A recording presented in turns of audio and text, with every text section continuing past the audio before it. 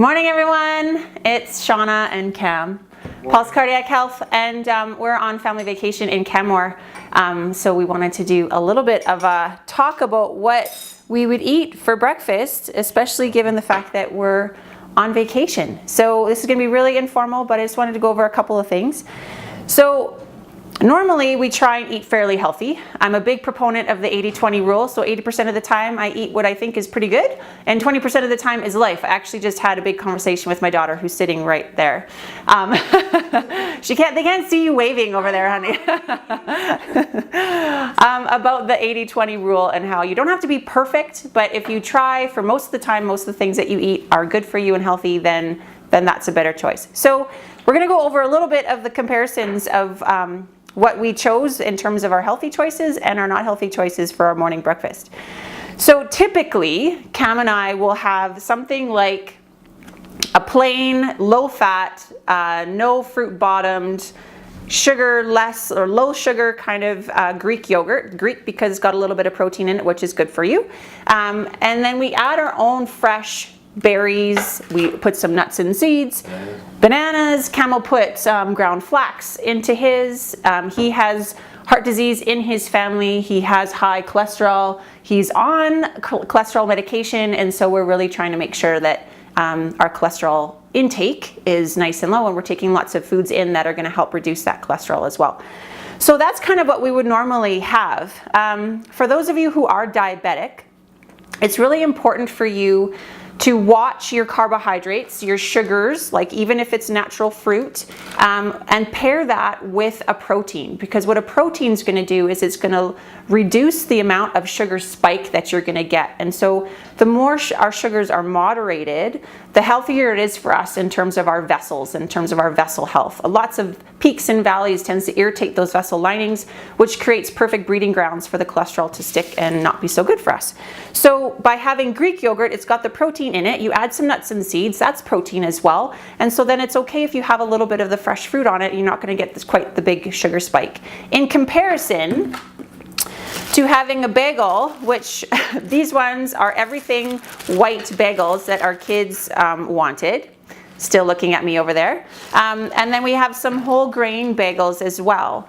The bagels themselves, because it's especially the white ones, when we eat that, we're going to get a really big sugar spike. And bagels in particular is kind of like having 3 to 4 slices of bread in one bagel. So you're getting a lot of that into your system really quick. And so even if you paired this with a peanut butter, these are natural peanut butters, so a little bit better for you. Most of the other types of peanut butters like our Jiffy and Skippy and all those ones are primarily made with icing sugar.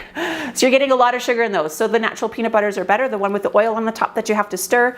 Putting that with your bagel is going to make the sugar spike a little bit better and a little bit healthier for you. But even in terms of choosing between having a bagel and even cream cheese, which has a lot in it, feel free, Ty, go by. That's my son. He's walking by in his pajamas. Just hit the camera. A bagel and cream cheese, it's much better for you to do the fruit and the yogurt, plain yogurt instead. This would be more the 20% of the time, and this would be more the 80% of the time. Although we did get light cream cheese. Although we did get light cream cheese, yes. So still, it's a little bit better.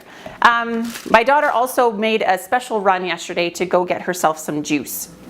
And she's like, but Mom, it's natural sugar. It's sugar from the oranges. It's not actually like sugar like a candy bar. And that's true. It's sugar from the oranges, but it's still a lot. And if you think about it, to have a cup of juice, you would normally have to juice actually about 3 or 4 oranges.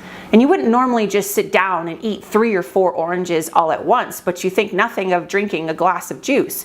So that's a huge sugar spike into your system.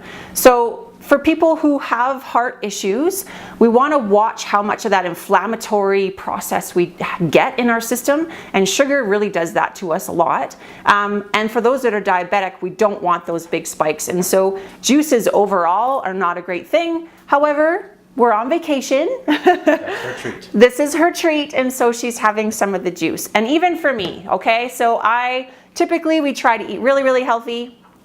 We are having coffee creamer. Cam just poured me a coffee, and this creamer is just basically putting a chocolate bar into my coffee. I drink decaf coffee. I don't drink coffee very often, but I do drink decaf because the caffeine doesn't agree with me. In terms of my heart, I get palpitations and heart flutters, and so that irritation, we want to try to avoid that. So I switch to decaf when I do have coffee when we're out and away. But yeah, I am having a little bit of a treat too, so I'm not perfect.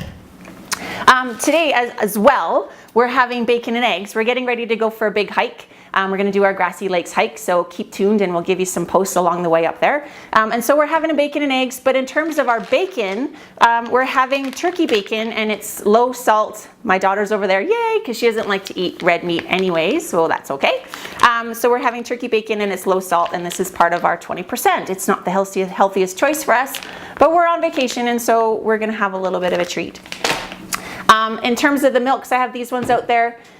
Cam and I normally will drink almond milk. Again, just more thinking about being cholesterol conscious or heart health conscious.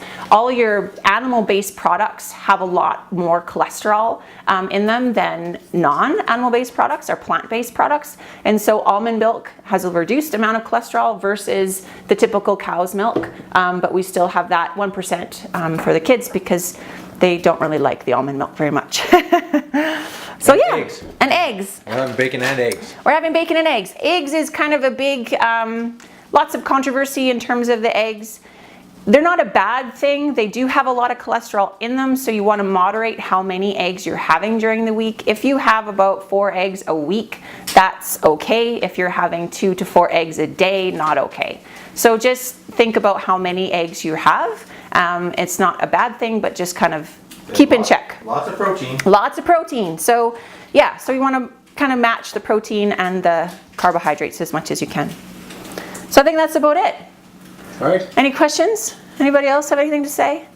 You guys want to come over here and say hi to our friends? Because I know a lot of them, I talk about you all the time, so come here. We're missing one daughter. This is Dylan. She's the tallest.